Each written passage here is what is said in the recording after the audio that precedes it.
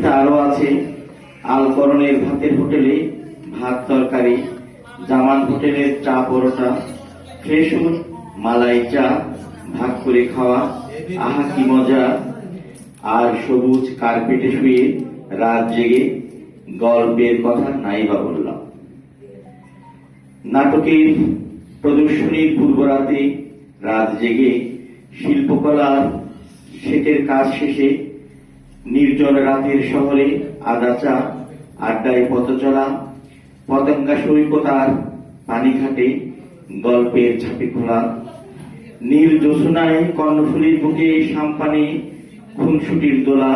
আহা, সেসব দিনগুলি কি ভোলা যায়?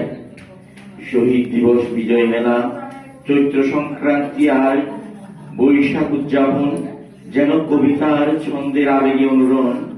সাহিত্য আসর ছিল যেন কবিতা চর্চার চারণভূমি। বুদ্ধিজীবী, শিল্পী, আমলা, ব্যবসায়ী, চিত্রকর ত্রিতরঙ্গের আঙিনায় একাকার।